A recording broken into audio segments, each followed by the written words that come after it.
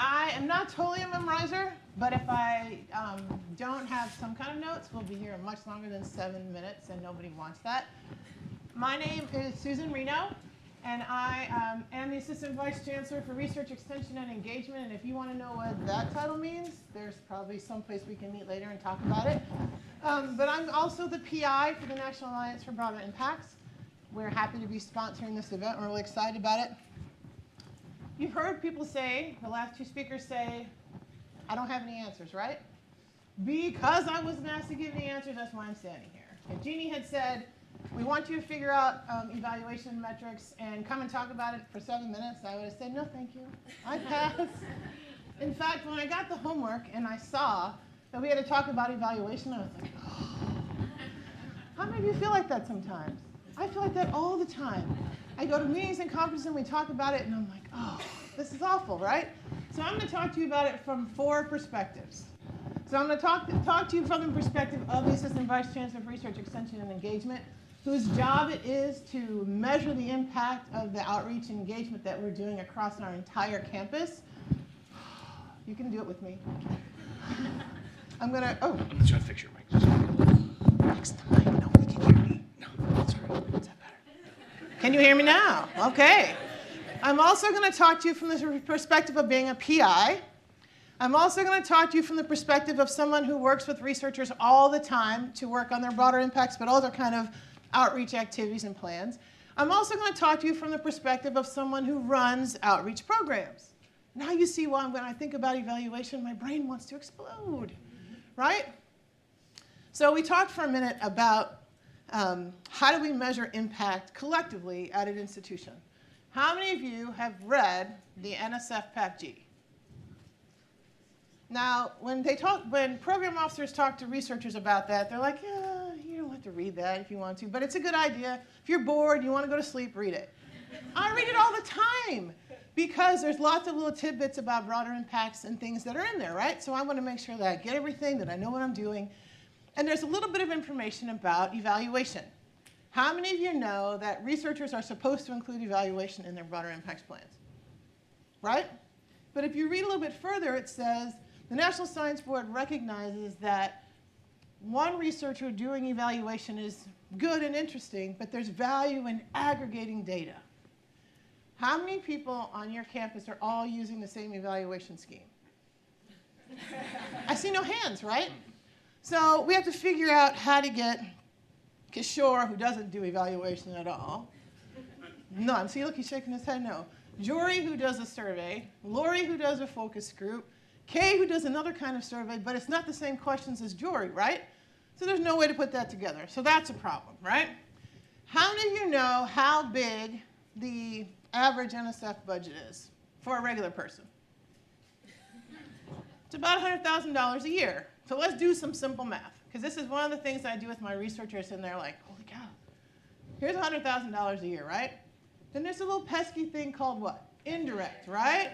And indirect can be anywhere from 33% to like what seems like 100%, right? But we'll just use 50, right?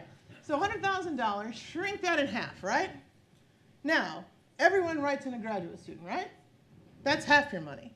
Now you want to put in some sort of summer salary for yourself. Then you actually want to do some research. Then you might have to buy some sort of equipment. And all of a sudden, Susan says you have to do money for your broader impacts, right? Because broader impacts aren't free, right? You actually have to pay the people who are doing your outreach and engagement, right? Now my hands are stuck together. And then Susan says, what? You have to write in money for who? An evaluator? That's when the wheels fall off the bus, right? Because then I asked the researchers, how many of you know an evaluator? Now, we are not the right group to ask that, right? But our researchers are like, I don't know, right? Or if they do know somebody, I'll say, how many of you met that evaluator because you knew somebody who knew that evaluator, right? I have to say it, I'm one of those people that when I wrote maybe my first grant, I picked the evaluator that somebody I knew recommended, right? I didn't necessarily go find the right evaluator for the right project, right? So one of the things that we do, we think about ease. If I'm not really good at evaluation, which also is costly, right? Because it costs money. So a lot of times my evaluator costs more money than the outreach program I'm actually evaluating, right? Jory says I have 2 minutes. Thank you, Jory. So the problem is, for researchers and for all of us, there's time in doing evaluation, there's cost to doing evaluation, and there's a comfort level. How many of you flew through LaGuardia when you came? How many of you saw the happy buttons? I walked into the bathroom, and there's an evaluation thing. I can push the button. Happy, meh, or in the bathroom. How many of you stood in the line for the taxi queue? There was another one. How are you happy with the service in the taxi queue? Now, a couple things that were interesting. One is they didn't ask me if I was unhappy with my experience in the bathroom, because they know there's only 4 stalls in the women's bathroom. I was really unhappy. But the question wasn't that. The question was, how is the cleanliness of the bathroom? It was clean, right?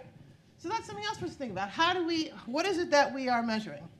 The other thing that comes out, and somebody mentioned a little bit earlier, talking about impacts.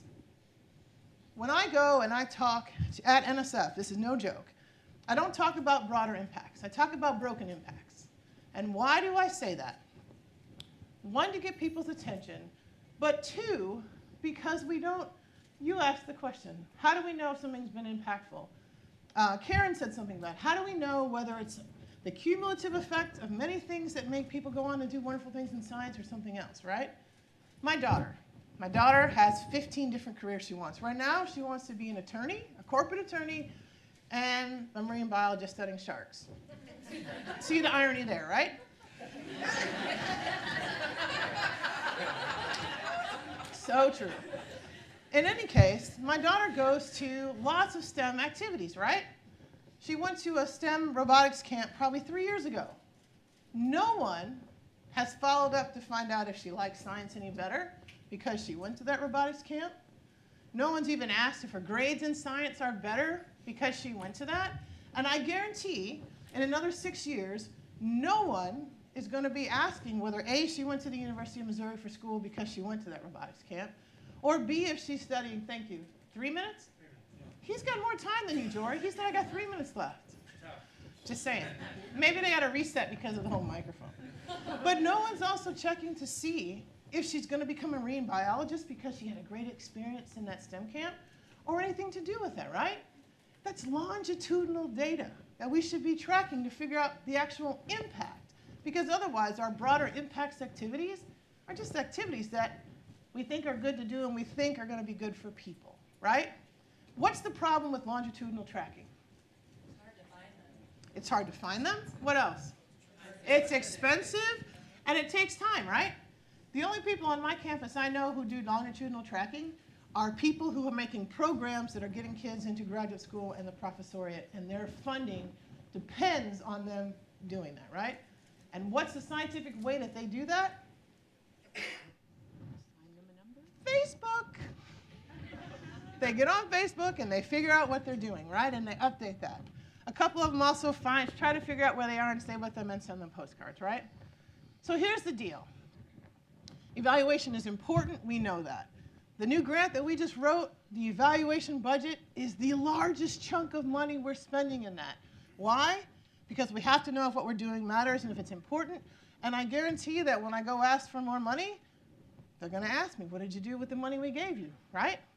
So cost, ease, comfort, understanding what to do, and the ability to look longitudinally and aggregate things together are the things that make my face go when it comes to evaluation. So my hope is that over the next day and a half, we're going to talk about that. We're going to think about how we can do that systematically. One of the things we're doing on our campus is we're trying to figure out a system for helping our researchers do that better. And I'm happy to talk about that some more. So thank you for your time. I have lots of questions, no answers, and I'm looking forward to the rest of the next 2 days.